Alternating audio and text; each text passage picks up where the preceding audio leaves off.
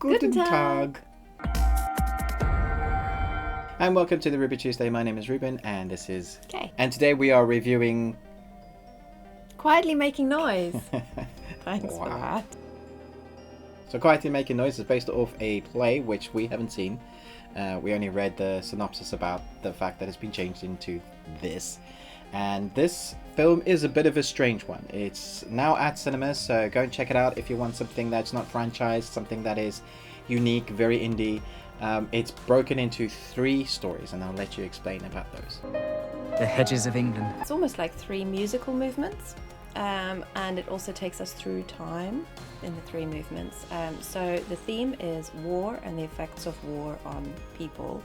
And so the first section takes place in 1944 in Kent, in England, and is between a, what were they called? Invalid? Someone who couldn't go to war because of injury or lack of physical strength, and a pacifist. Yeah. So that was very interesting. And then the second one was in 1982, and that is to do with the Falklands War. And then the third one takes place in Germany in 1996, and it has the war aspect is the Gulf War and the consequences of that. Yeah, great.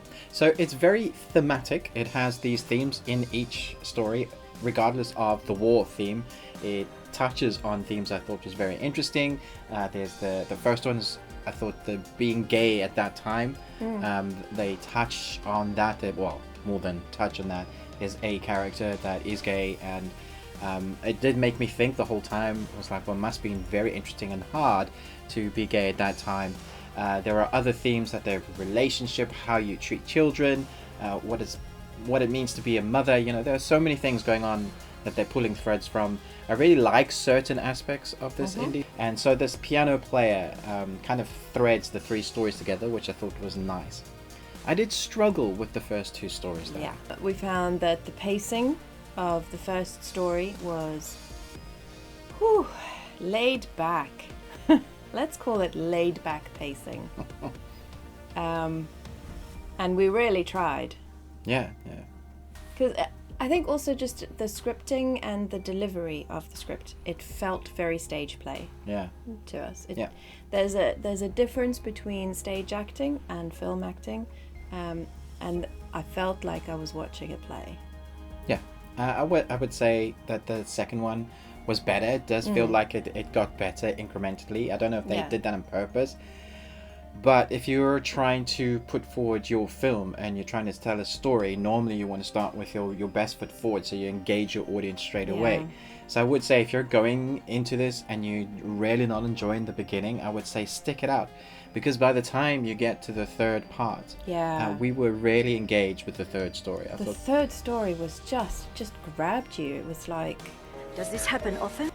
You know, you had to keep watching to see what was going to happen, and the interaction of the characters was so interesting and so dynamic and so unusual as well. I thought that the actual characters themselves were unusual. Yeah, there's a child that can't speak at the beginning of the third story, and he has so much presence. I thought, goodness, like on screen, you're kind of riveted with what's going on. There are times that it's tense. You don't know what's going to happen next, but you want to know what's going to happen next. At the same time, you're like, oh, please don't go there. It's a story that pushes you, like you said, to keep watching.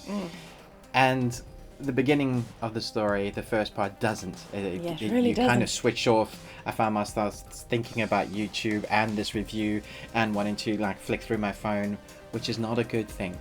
But the third story makes the whole story worth it. And I understand what they were doing with the themes now. As a whole, it's all war and it has these themes threaded throughout, and I think it works together.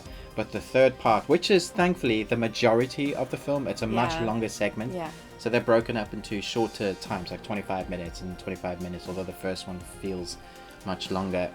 But when you get to what is actually titled, the third part is actually titled Making Noise Quietly, you're like, you kind of breathe a sigh of relief, because you can even feel almost the quality of filming is different. The storytelling is different. Stop it! Stop screaming!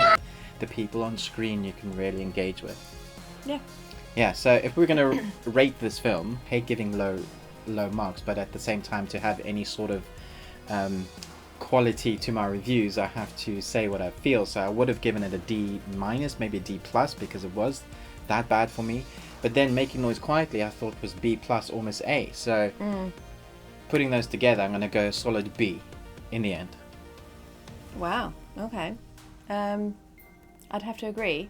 I think that the last one was just so good and so much better than the others. Yeah, so if you're going to go and see this, let us know in the comments below. We'd love to chat to you about that. It's an interesting one because it's definitely probably UK based. Most of the film is vividly in England, Kent. You'll even notice areas that you've been to probably. So I don't know if this will get a wider audience than the UK. But if you do find it, it's worth it definitely for the third part.